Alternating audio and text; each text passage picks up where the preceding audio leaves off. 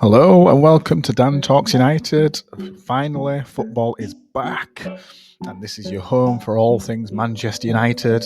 And it's Manchester United versus Everton, but unfortunately, we have to wait for everybody else to play Saturday and Sunday, and then we play Monday night at 8 o'clock. Yes, what a crap time slot, but it's the Premier League for you.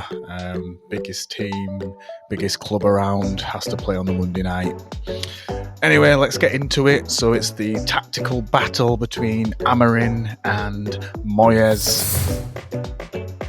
So Amorim's 3-4-3 versus Moyes doing his traditional, I believe will be 4-3-3, but it'll be a combative midfield.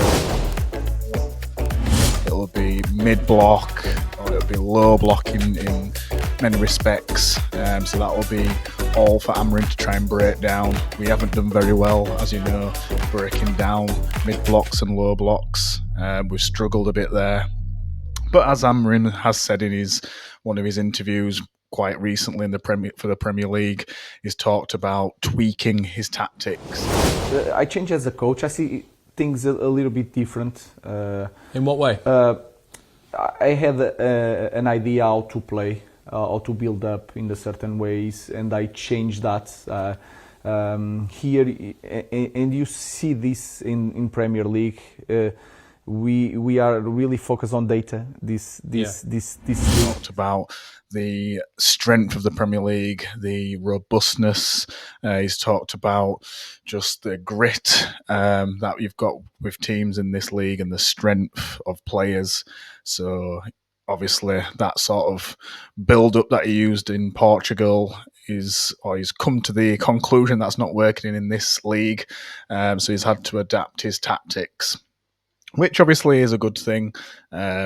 We do want Amorim to sort of adapt to the league and change and get results. And I think what he has done, we've seen some tactical tweaks, as I've mentioned many times before in other videos, and that's allowed him to get, again, those 3 wins in a row. Sadly, that came to an end, but he has kept an unbeaten run so far. That's 5 games now, of that most recent draw against Spurs. Again, Spurs and Forest, I believe we should have really won those games, but we're still unbeaten. So what to expect then from both sides? Amorim, obviously, is going to play the back 3, or 3-4-3, and then it's just about working out what Everton are going to do. So are they going to remain in more of a mid to low block?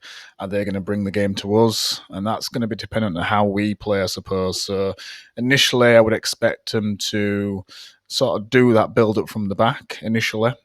And if Everton sit off a little bit and not pressing us high, then we'd maintain that. Otherwise, I think we'd go a bit more direct like we have done in the last few games, and obviously has worked. And as I was saying earlier, that'll be something that has been a change, and what Amorim was alluding to in that interview with the Premier League more recently.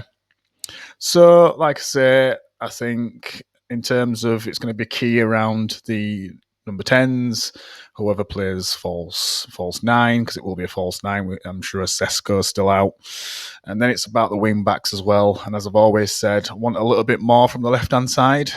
So whether that be Dalot playing there or Dorgu playing there. Also going to be dependent on whether we've got Ahmad on the right-hand side playing right wing back, or whether he's going to play in the number 10 position, with there being a position opening up, because one of the 10s, either Mbeumo or Cunha, is going to start as a false 9, I believe. Not sure what's going on with Mount and whether he's fully fit yet, but my expectation is that he'd probably start on the bench anyway. So, like I say, hopefully we can just show a bit more composure in this game. We need to try and get hold of that midfield, as I keep saying. That's going to be key against Everton and against any team in the Premier League. It's about controlling that midfield, and that's where the game's generally won or lost. And I think where we have sort of gone behind in games, yes, it might be from a set piece, for example, A lot of time it has been on the break as well, and that's also again dependent on how we've controlled that midfield. But not so much stopping them when they're on the attack. It's about us keeping hold of the ball as well. It's about us using our front line, creating chances, but also keeping hold of the ball. If you can't quite create that chance, don't force it, hold the ball, recycle it, and just keep a bit of control on the game and sort of game management. And I think that's where we've struggled up to now. So in terms of Moyes, again, not really watched Everton this season, but just what I'd expect from a Moyes team. Again, I'm sure there's going to be a lot of aggression. They've got Idrissa Gueye in there. They've got Ghana potentially that's in there. So I'm sure they'll have their midfield flooded.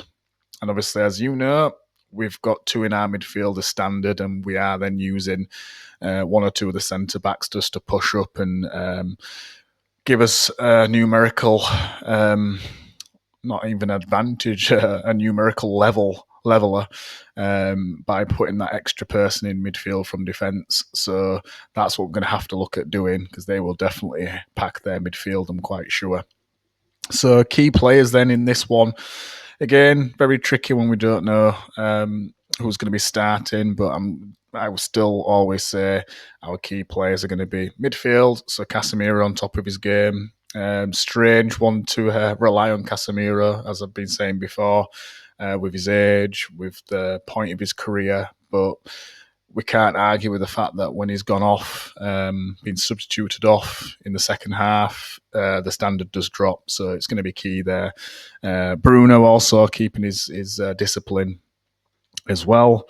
And then we are looking at our tens and whoever it is that's going to play up front, taking their chances.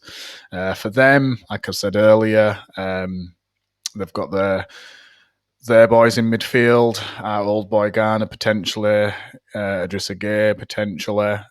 They've got one or two other decent midfielders. And then up front, I'm expecting it's either going to be, is it Beto or Barry? Both seem to be similar sort of strikers that are going to be wanting the ball in behind, targeting our centre-backs, being good in the air, that sort of thing.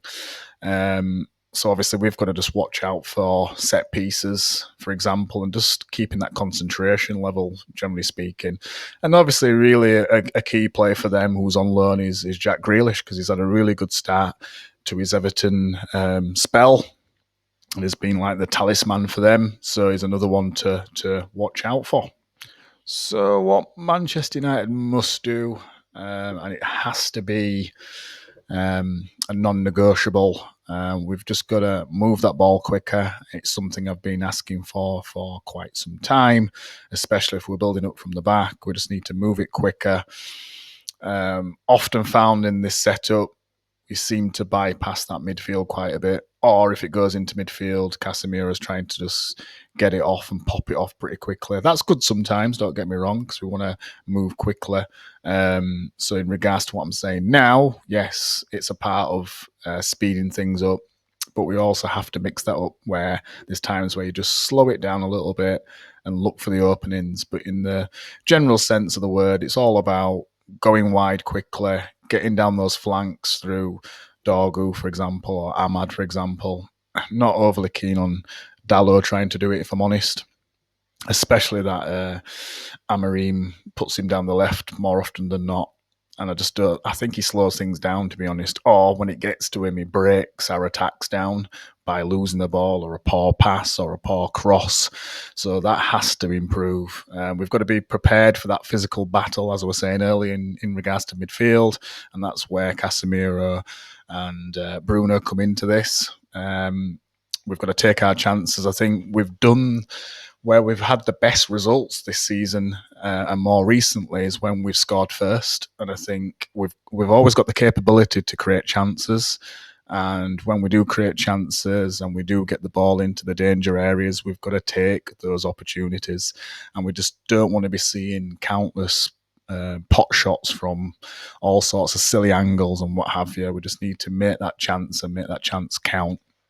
So, and also when we do go in the lead, we just need to slow things down, get a bit of control, but then go again. And there's no silly defensive errors or silly sort of goals that we're giving away. We need to give our keeper a chance as well, because there's been so many times where, don't get me wrong, you've got to go in for a block, but we've just got to be quicker and more aggressive, because I still maintain that there is probably both of Spurs goals could have been prevented.